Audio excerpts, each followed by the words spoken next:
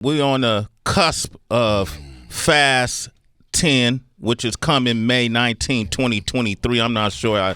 I know they do NDAs on that kind of thing, so I'm sure how much he could talk about. Nah, we good. We good with that? But we're going to get to we Fast. We're going to get to Fast. They're not hurting in the marketing department on Fast. They'll be all right. They got it figured out. But we got the 7th album, Beautiful Pain. Yes. Wow. Can pain be beautiful, Tyrese? How is pain? How does beautiful pain look and feel? What does that mean?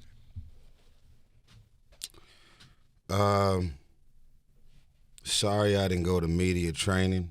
That's all right. Sorry I don't have my sound bites together. I'm here. I feel safe here. Okay. I'm not okay.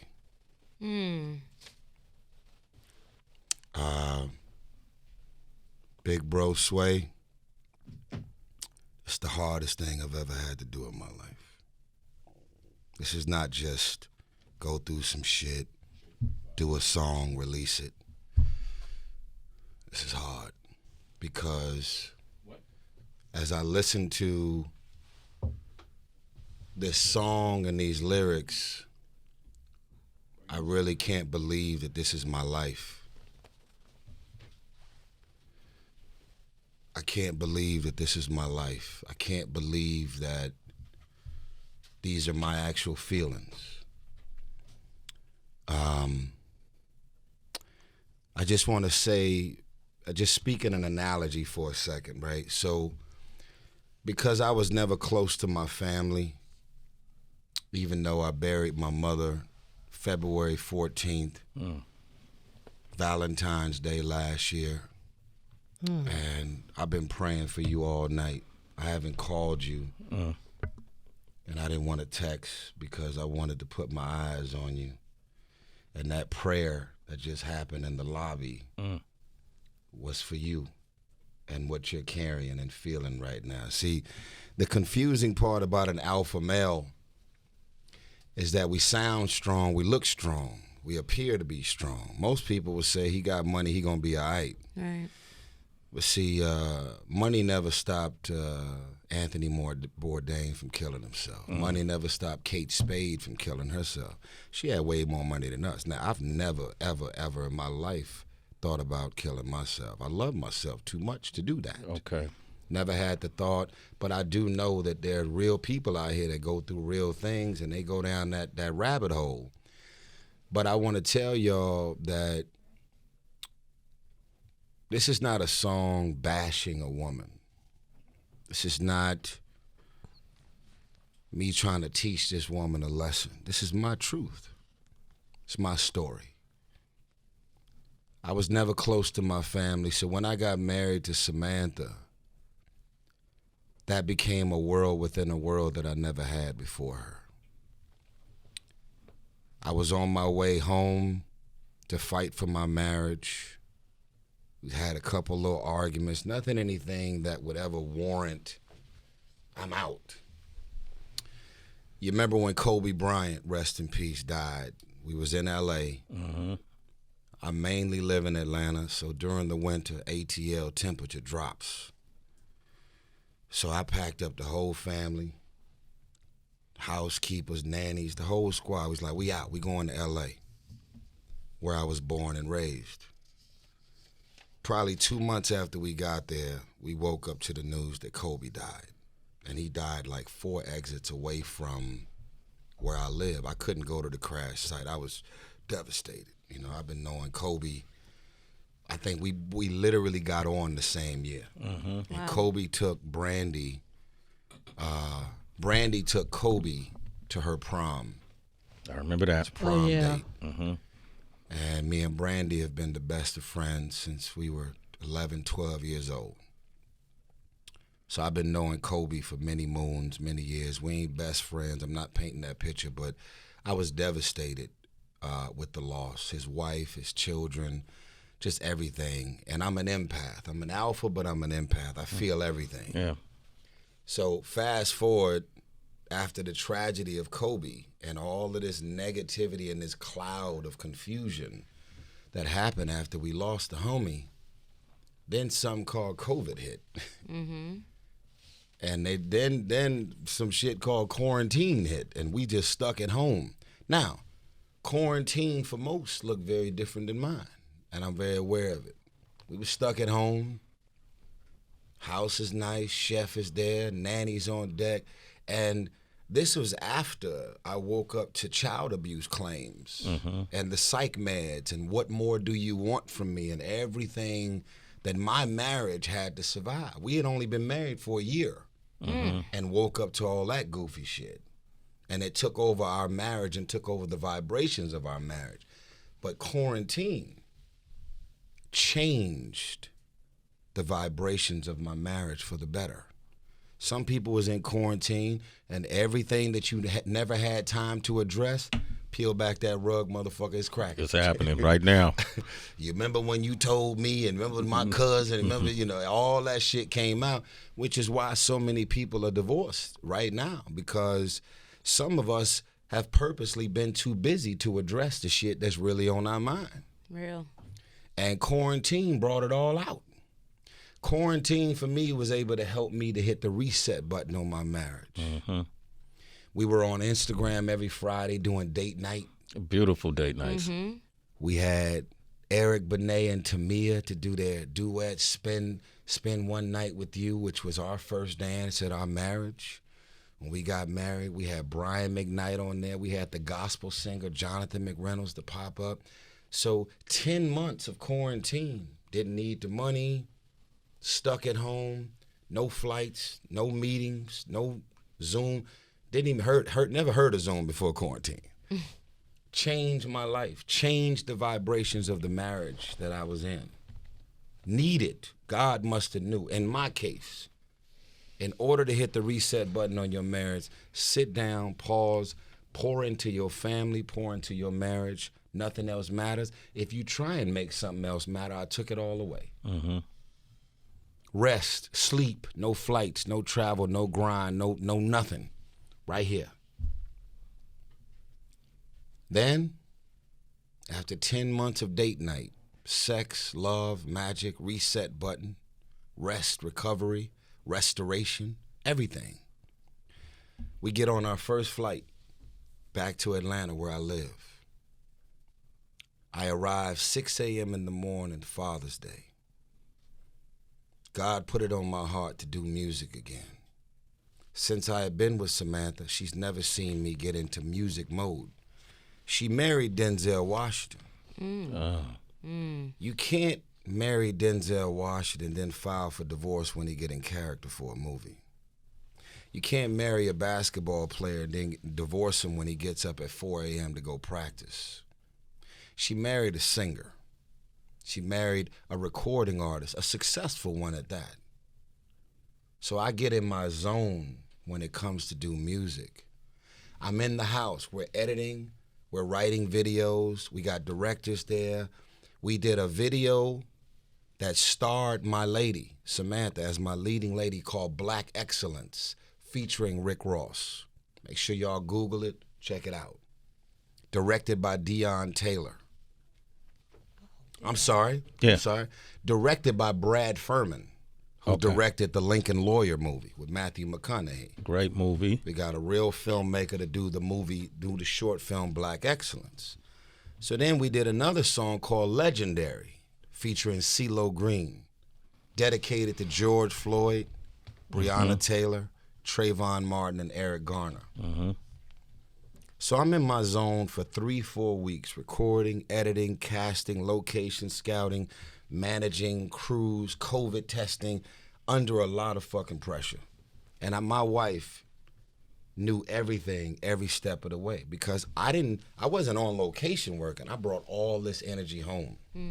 So one night, as I was on my way to the basement for another editing session, she stops me in the kitchen. I'm moving. She said, babe. I said, what's going on? She said, I said, babe, they waiting on me downstairs. What's happening? She says, are you not attracted to me anymore? I looked at her and I said, baby, what are you talking about? you can't question what's going on and how much stress I'm under and all that I'm carrying.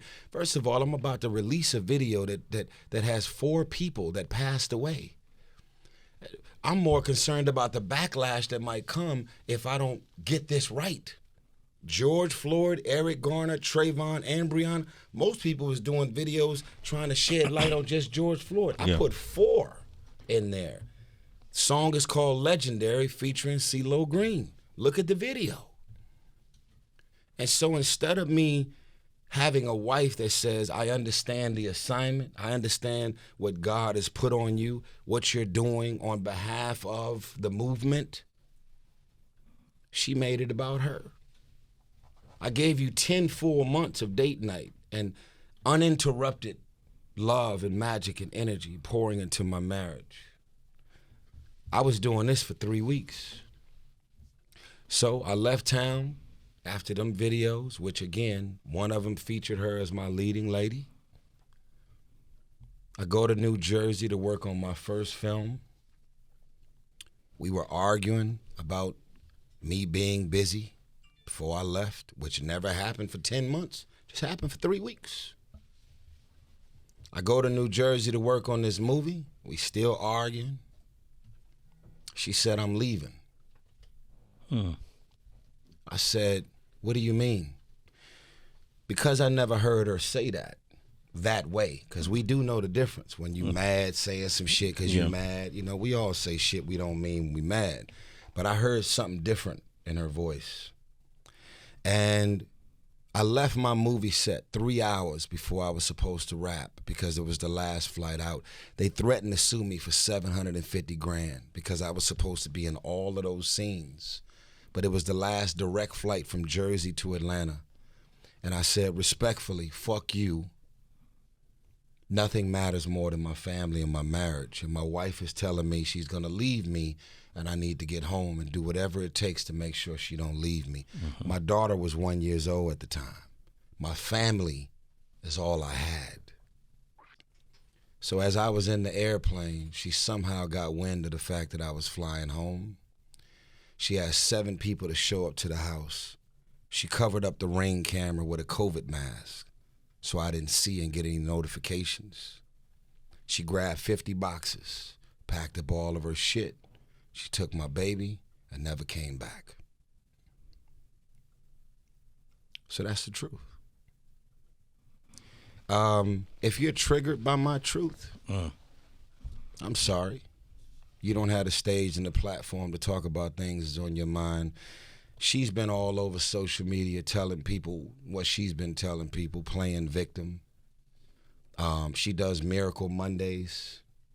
She's trying to create this environment of women that's like, you know, leave your man type of community. But I would tell women, if you're in a marriage, the vows that you took, not to your homie, not to your friends, through thick and thin, for better, for worse, till death do us apart. I'm not dead and she's not dead. So whatever the agenda, the goal, and the mission was, she ain't here no more. And she refused to come back. You tried to get her back? Everything. Every first lady of every church you can think of. Taffy Dollar, Creflo Dollar's wife, Aventer Gray. This is what's crazy. Let me give y'all this. I ain't never told nobody this. So, Aventer Gray and Pastor John Gray, who I love to this day, it's 2 of my favorite people. He got caught having an emotional affair. Never had sex with any other women. A woman, he just had an emotional affair, which is also wrong. And he repented. His wife forgave him. But when his wife, listen this way, this shit will rip you up. Samantha arranged for a therapy session with Aventer Gray at my house the day she left me. She was in Samantha's office doing a therapy session because Aventer was on the brink of leaving her husband. So she said, you can't leave your husband. So she arranged a therapy session at my house with Aventer Gray in her office with Samantha's therapist. So when Aventer Gray walked out of her therapy session on the brink of leaving her husband, Samantha said, "You can't leave your husband," and arranged a 4-hour therapy session with Aventer in Sam's office. Aventer Gray came out of the fucking therapy session. I got Bumblebee in my foyer in Atlanta. There was 50 boxes in the foyer. And Aventer said, what's going on? She said, "I'm just grabbing a couple of things. You know, we going through some stuff." She's like, You're not leaving your husband, right? She's like, no, we just gonna take a little break. So whatever she needed to say in that moment to make Aventer feel like we just grabbing a couple things to calm her down, because obviously if you going out of your way to stop me from leaving my husband, I'm not gonna leave out of the therapy session and be okay with you leaving yours. Yeah. She did whatever she could do to get Aventer to pull off and leave. She left her husband and never came back. Imagine that. Imagine that. Talking about 6 degrees of separation. I'm going to stop you from leaving your husband at my house. And when you come out of your therapy session to stop you from leaving your husband, you're going to walk in on the 50 boxes of me leaving my husband. While I was in the airplane on my way home to try and save my marriage. To all of the ladies out there, I'm going to say this, not on behalf of being a simp or being an empath. It's like, yo, go easy, man. You know, women, it's feminism out here, man. This women's group, man. Even if you say the worst shit ever about your truth, people are going to always see things through the lens of a woman. You should, if that's what you want. But you're not going to stop me from telling my truth. I'm on fire. I am a walking, breathing time bomb. I'm on fire. Now, I've moved on. Okay. Right. I've been in a relationship for 2 years, the love of my life, Zelly. But I want to say to all of the women out there who called her a side chick, a Band-Aid, a rebound, soon as y'all get through a couple of months, he's going to chuck her away. She's disposable and go back to Sam. Zelly is still in the building. And more importantly, Zelly never asked to be here. She left her husband and never came back. Zelly was fresh out of a relationship, and I was too. I wanted to be married for the rest of my life.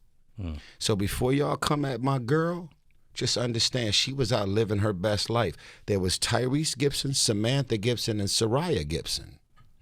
We were very married. She left her husband. What y'all want me to jack off on Pornhub every day and wait on her to come home? I'm a grown-ass man, dog. And guess what? Here's my last thing in closing. Stop projecting and gaslighting. Telling me what I should and shouldn't do. You know, you Instagram therapists. Y'all are amazing. I'm one of them. I was going to say to you. I give out a whole lot of advice that ain't nobody... You know, like nobody asked you for all that. You know, nobody needed you to overshare and go into all that. Truth is, why don't you heal? Spend some time alone. Recommit your life to Christ and you know, heal instead of you rushing right into something else. You know, it's not in everybody's cards to be alone after you go through a painful breakup. Some people should not be alone. If you could go celibate, you know, if you can, you know, put on those celibate panties and put your drawers and put your PP in some boxer briefs and never pull it out for 2 years, pause. If you can go 2-3 years and be celibate and be alone, and that's a part of your process of recovering, then that's your process. Don't project your process off onto somebody else. I did not need to be alone. And I knew specifically that wherever this woman came from, because she never asked to be here, I looked at it and I said, God sent me this woman because I'm laughing, I'm flirting, I got butterflies in my stomach, I'm in love with this woman, best sex I ever had, best chemistry of any woman, of any vibe. And I'm not saying these things despite Sam. I'm not with Zelly despite Sam. Zelly never asked to be here. but I don't think you ever loved me. I don't think you ever loved me. Because if you did, it wouldn't be that easy to leave and never come back. So you motherfuckers can do whatever you want to do with my truth, but I'm going to tell my truth. And she's running around as the victimizer, playing victim, telling her truth. And she's got her fans, and she's doing her podcasts and her interviews, and I wish her well. But she going to get this work because I'm very vocal and outspoken about my shit. I got a double album called Beautiful Pain, and my single is entitled I Don't Think You Ever Loved Me, featuring Lenny Kravitz and Leandria Johnson. And I'd like to play the song right now. You want to play it right now? I want to play it right now so that we can talk. And I'm going to shut up when we come back from the song. But since I really broke everything down, I don't want y'all to just hear the song. I want y'all to hear my heart. I want y'all to understand that this is a song that I never wanted to release. These are feelings that I never wanted to express in a song. And this is a double album that I wish belonged to somebody else. And you motherfuckers would be lucky if I even finished this album. Because it takes me at least 8 days to recover after I record each song. Because I can't believe the fuck I'm singing. Yeah. You're a singer. Just get in the vocal booth and motherfucker, this is my life. Yeah. This shit is hard. Imagine losing a child and then having to go do a whole album about losing your child. You think that's an easy song to do or an easy album to do? I didn't lose a child, and God bless the people that have. Even if you can sing, you think it's easy to go to the studio and sing about some shit like that? Oh, you're a singer. Just, motherfucker, this is my life. I'm living this shit every day. So whether you like my song or not, whether you spinning my song or not, this is my truth. Leandria Johnson She's featured incredible. along with Lenny Kravitz on Tyrese's new song, Don't Think You Ever Loved Me. Big round of applause for that. And a round of applause for my brother for always being 100% authentically himself and expressing himself and the things, the trials and tribulations that you go through. I find it quite amazing watching you grow up since you was a young teenager to who you are now, and things are never how they appear to be. You gave us a real insight into your past marriage and what had happened. I used to enjoy watching Date Night. I used to enjoy watching you happy when you were with Samantha. So some of these things you're saying are, kind of eye-opening and mind-boggling. I didn't realize that's what happened with you guys. But I will say salute to Zelly, because I also like the new Happy. I just like seeing you happy. Bless you, man. And when I see you with her and I see how y'all interact, I don't know, I've never met her, but, if you love her, I love her. You're my brother. That's how it goes. Yes, But the way you expressing your pain, it definitely will raise a lot of questions, like how did it seemed like you were caught off guard, right? Yeah. By her leaving. Yeah. But in retrospect, is it anything that you feel you did other than work hard to contribute to it? Well, this is what I will say, right? Because unfortunately, she doesn't love me enough to explain. I got a song on my new album, and it's entitled "When Was It Over for You?" Okay. Right? So there's a lot of titles on this album that's posing questions because I have them. So let's just say it was all my fault. Let's say whatever I said, whatever I did, however I said it, however I did it, let's imagine that it was all my fault. I'll take 100% of the blame. I don't even know what I'm to blame for. I don't know what I actually said or did. And more importantly, you would expect how abrasive and how aggressive her departure was, which left me there just like pulling out my little human calculator. I'm pretty smart. I'm like, okay, remember we argued about that? Remember I said that? Remember she said that? Okay, but we made up, premarital counseling and Creflo Dollar was our premarital counselor. And he said, he literally dropped his book. He said, man, I ain't got nothing to do here.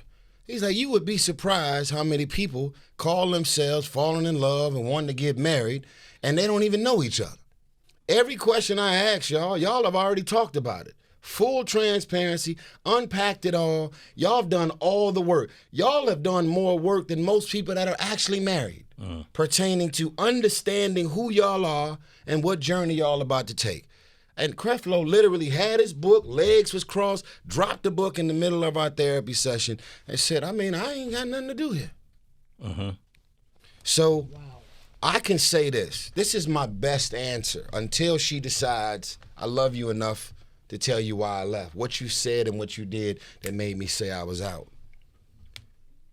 It was not easy to wake up on September 11th to child abuse claims from my crazy ass ex-baby mama. And then they took my daughter away from me for 100 days. No calls, no contact. Then, obviously, to take your child away from you with knowing I spanked her with my right hand directly on top of her butt, on top of her pants. No bruises, no marks, no aggression. And it was only the second time I ever spanked her in 13 years at the time. Second time. So to have my baby taken away from me for 100 days, no calls, no contacts, and then after depositions and a full trial, including my ex-wife, meaning Sam, 100% exonerated. Nothing about anything she said on any aspect of what she said checked out. And it wasn't because I could afford a lawyer. I didn't do it. And there was nothing about what this woman accused me of that was true. So here we are, 1 full year of being married, up there with the Care Bears, love, bliss, butterflies in our stomach. We knew that this is what we wanted to do for the rest of our life. And my ex, like a witch, at home with a Shriner. Oh, you happy, huh, you motherfucker? Child abuse claims. Can you imagine the vibrations in my marriage and how fucked up it became? Okay. Because now we're fighting and arguing and trying to figure out something that we never asked for, never seen coming. And of all days, I was accused of this shit on September 11th. Y'all know the significance of September 11th. My marriage got burned down to ground zero. So in the ashes, here we are trying to figure out how to create better vibrations and magic in our marriage that was ripped out from my ex. And not only was I 100% exonerated, when I finally got custody of my baby back, they ended up having 2 months of monitored visits over me and Sam in order for me to see my child. They never sent the monitored visits over to the motherfucker who accused me of some shit I didn't do. She needs to be monitored. So now we got monitored visits for 3 months after I finally got custody of my baby back, after 100 days, no calls, no contact. Man, I travel and I move all the time. I'm used to being away from my baby. But to take my baby away for 100 days? Yeah. Oh, I was fucking miserable. So then the psychiatrist says, here's some psych meds that'll help stabilize your mood because you barely sleep and you stress the fuck out. Your firstborn was taken from you. So they gave me these psych meds. What did they give you? They gave me some psych meds called Rexulti. Fucked me up. I was up there with the Care Bears for real. Yeah. What more do you want from me, says Mr. Gibson. That was in that moment. Every bit of it. Okay. Will Smith is going to give me $5 million. I never even talked to Will Smith. I was out of my mind. They took my baby from me, my firstborn, 100 days. I ended up paying for an airplane. I knew what time my daughter went to lunch. It was a no contact, no nothing. I could not get access to my baby. So I ended up paying for an airplane to fly over my baby's school. And it flew over her school during lunch because it was my only way of getting a message to her. Daddy loves you. Shayla, Daddy loves you no matter what. And I told him, fly for 2 hours over her school. So she went out to lunch after no calls, no contact with her dad, worried about me, as I found out later. And she went out to the play area and looked up. And my dad never violated the court order because they didn't put that in the court order. They said no calls and no contact. But they didn't say you couldn't fly a plane over the school. Motherfucker. Wow. I'm going to get this message to my baby. Shayla, Daddy loves you no matter what. Y'all can Google it. It was all over TMZ. They had a picture of the damn plane flying over the school. Yeah. So after I got my baby back, depositions with Samantha by herself, with me, full trial, psych meds, out of my mind, crying video. I filmed the video, uploaded the video, and the video was on the internet for 3 full months before the psych meds was finally out of my system. So imagine being the butt of every joke, memes, all your homies, friends, people that ain't your friends, clowning, joking, using your emotional psych med meltdown as the butt of their jokes. And guess what? Because I'm a bit of a troll myself, I would have probably been clowning the motherfucker too. Yeah, you trolled before. I've seen it. Hey, listen, you terrible. I didn't like that I was on the receiving end of the jokes from my meltdown, but I would have definitely been clowning too, whether I know the nigga or not. But at the end of the day, if you ask, what do you think caused the strife and the energy? I think there was a particular wear and tear. Okay. That worn on her. Because now, as much as I can look at this through the lens of Samantha, I was fucking miserable. Yeah. And I've been dealing with baby mama drama for 16 years. Right. She just got here. And the level of baby mama drama that this shit went to, even I did not ever experience that level. I mean, that shit was evil.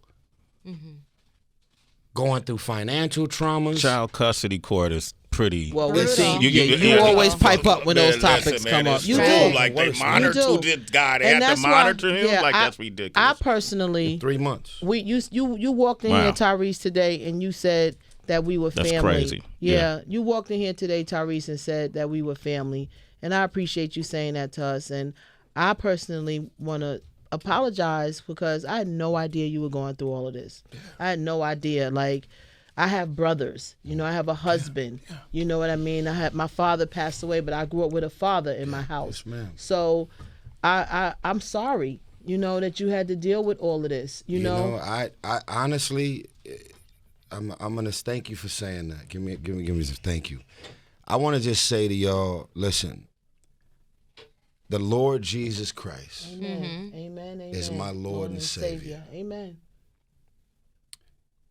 And there are people who ain't been through nowhere near as much shit as me, and they're suicidal. They're in a mental health facility, ramming their head up against the wall. They on lithium, whatever. It is so many more levels. And so what's really interesting about what the hood taught me, South Central LA Watts, although it was hard, everything that I seen and experienced and went through when I was in the hood prepared me for this real life shit. Yeah. It's some shit that if I didn't, there is no greater school of life than to live and experience all things hood. Murder, prostitution, drugs, crack cocaine, heroin, excessive force. I was there in 1992 when the Rodney King shit went down. I was in the riots. I was looting. I had the fucking military trucks in the hood keeping us locked down. I've seen and lived some shit. I would be playing basketball with one of the homies on a Wednesday. He'll get killed on Thursday, and these niggas expect me to go to school and focus on algebra. I'm fucked up. I'm a child. I've been exposed to some real shit. My mama was an alcoholic for 27 years. May God rest her soul. Father was an alcoholic and a crackhead. I'm the first millionaire in my family. I'm the first singer in my first movie star. I got 10 billion in box office receipts on my name. I'm one of one. I am from the hood, but I'm not of the hood. Right. So, Sway knows. Top Ramen was dropped off many days from Sway. Me and Gail Atkins, who discovered me, I was just telling Paul Stewart this. Gail worked at Priority Records, the woman who discovered me, and she used to steal CDs from Priority Records. Not anything that was for sale, but the CDs that were promo CDs, where they would cut the edge of the CD so they wouldn't sell it. Yeah, the cover. And so the Ice Cube album, we had about 20 of them. Any other album that was on Priority Records was at the house, and we used to go to the record store that's out of business now off of Sunset. Tower Records. We used to go to Tower Records, and we would sell the CDs there in order for us to have food and gas money. So there is nothing about my entire upbringing that's connected to millionaire, look at me, my watch, my Maybach, my this. Man, fuck all that. My peace that I live every single day is that in my mind, I've already survived the worst. Yeah. And so, do I want any of this shit that I'm dealing with that would pop up here and there? Am I looking forward to the growth and the character development and what I'm supposed to learn? I don't want none of this shit, man. You think I want a fucking crying video all over? I'm a fly, handsome nigga. You think my level of confidence, swag, and stature, when I walk in the room, homies want to be like me and women want to be with me. Do you think after being on psych meds and having a video out for 3-4 months and not even knowing it was out there, I did not know the fucking video was out there. Wow. I was gone. I don't drink. I don't smoke. I've never been high in my life. When I can't sleep, I take an Ambien to go to sleep. And I'll take a 5-hour energy drink to stay up sometime when I ain't got no energy. I've never popped a Molly, X, Percocet. I've never drank red or white wine or Heineken, nothing, ever in my life. Why don't I drink? Oh, that's cool. It's not cool.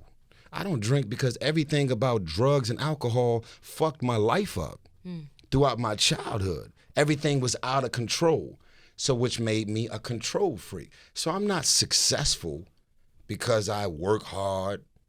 I'm successful because I've worked hard as hell to be the opposite of everything that I grew up in and around.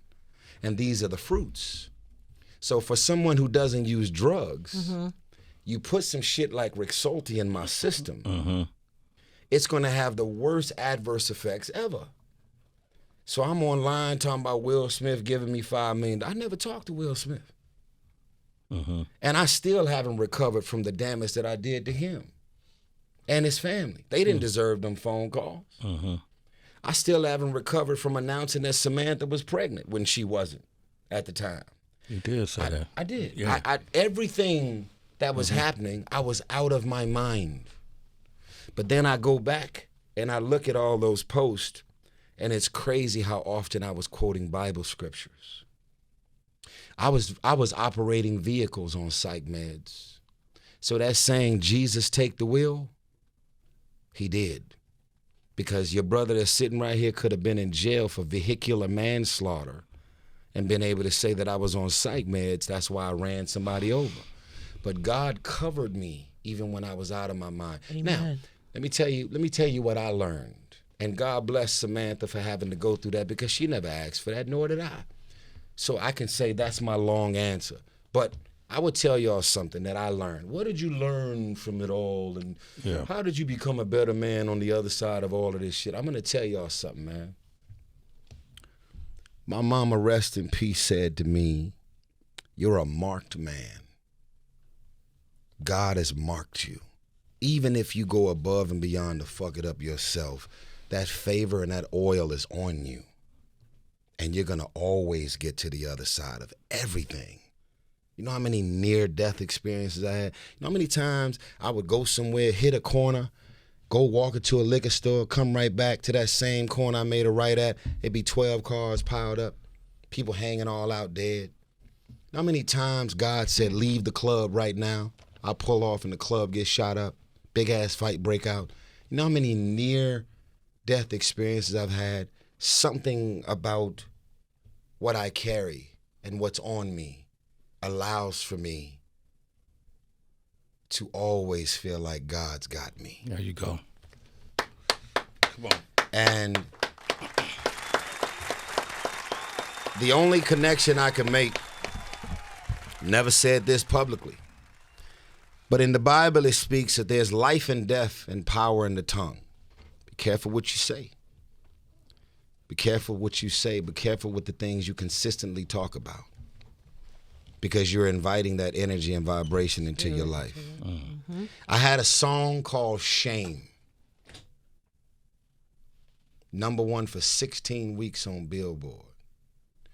The song was being played hour on the hour. The song was #1 for 16 weeks. The song was called Shame. And I ended up experiencing the most shameful shit I've ever experienced in my life. Shame, shame, shame, shame. And then shame came. Shame showed up. Yeah. Yeah. Yeah. Tyrese, man, I want to thank you, brother, for expressing today. I chose. This is my last interview, man. Yeah. I have to recover from this. Yeah, I saw that's what it was. That's why we didn't interject a whole lot. I wanted to allow you that opportunity and that space to talk. I always wish you the best. You know, I personally don't like when I see my friends' love lives and these type of things play out in public, but you got to do what you got to do. She has to do what she has to do. 100%. You know what I mean? She's still the mother of my child. I wish her well, whatever she's doing. All I say is, man, stop playing victim. I think the hardest part was when we broke up and I finally realized that it was actually over. Lawyers involved. Every time I get a letter, I'll be like, wow. This lawyer doesn't know me from a hole in the wall, so therefore everything I'm reading on these 12 pages, you gave them that information. This is how you feel and this is what you want. Yeah. These lawyers don't know me from Adam. So this shit came from you. That's your signature at the bottom of the page. And then whenever she would drop my baby off, I was so shocked and fucked up over it all.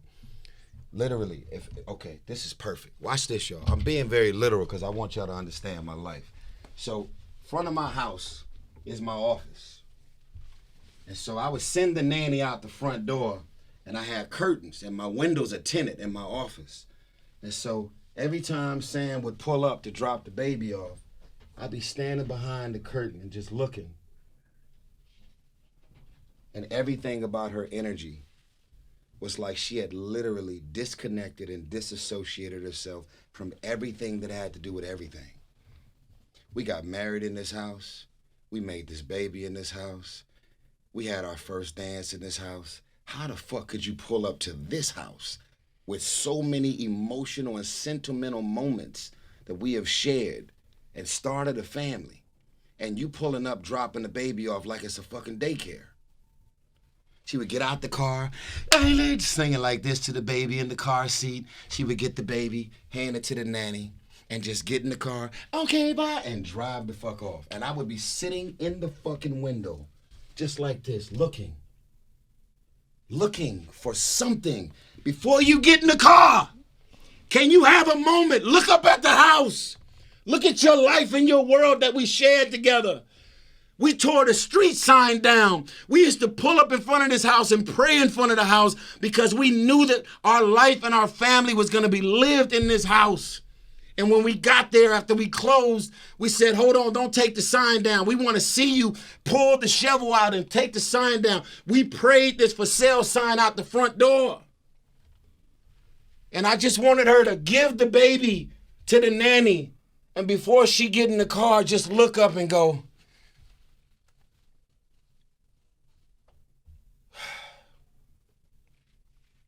then get in the car and leave. Yeah. Give me something that feels like we had a life in this motherfucker for 5 years. So I don't understand. So this is not a song.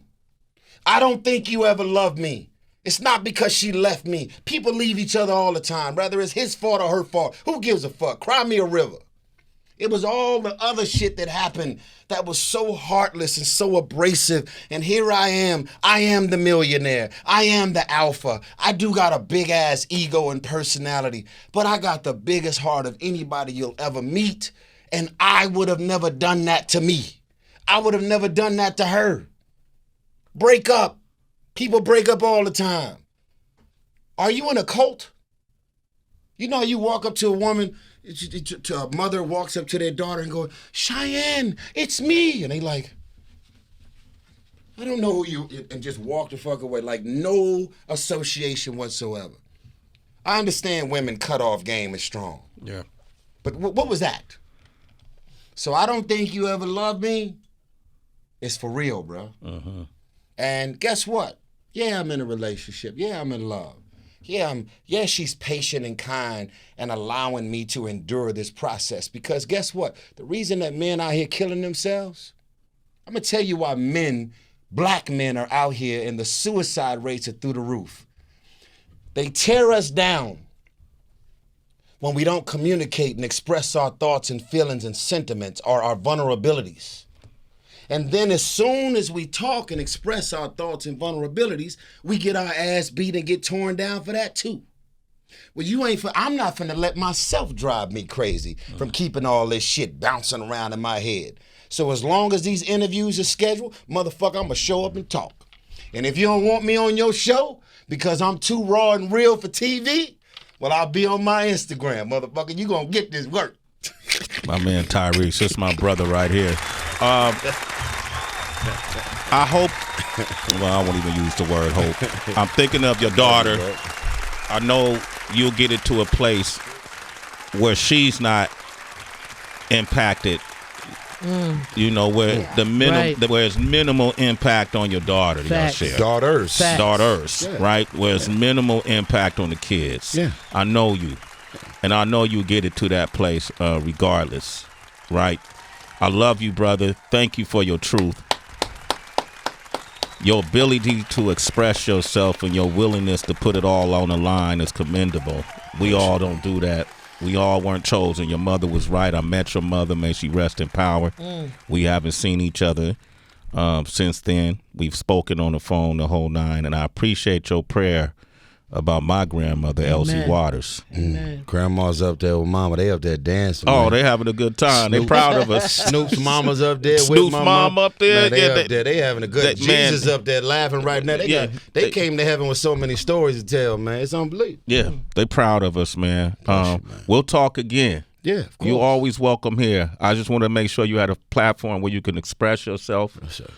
I didn't want to interrupt that. Thank you. Right. I thought it was necessary for you to just speak. Yes, sir. And then we'll have more conversations. Yes, sir. All right. I wish you and Samantha and your daughters the best. Yes, sir. All right. Tell Zelly I'm looking forward to meeting her. Yes, sir. Because he invited me to stay at the house when I come to Atlanta. Do they know how hungry you are all the time? Tino. Okay. Yeah. Oh, yeah. The chef is ready. There it is. He told me. Oxtails is on deck. Okay. So Don't Think You Ever Loved Me is available now. Yes. His 7th studio album, Beautiful Pain, is coming. And when it does, he's coming back up here. I'd love to have you perform, brother. Hey, y'all, on all streaming platforms worldwide. And pray for me, y'all, because not only did my mother die on Valentine's Day and I got married on Valentine's Day, the record label, I was signed to an independent label, and they fired everybody. They're reshuffling, which is what most record labels are doing. So after I put this song on the air, my lawyer get on the phone because we like, yo, why y'all won't call us back? You know, I'm independent. I can go drop a single tomorrow if I want. So they said, with all due respect, we love the song, but we all just got here. We're reassembling, reshuffling things around.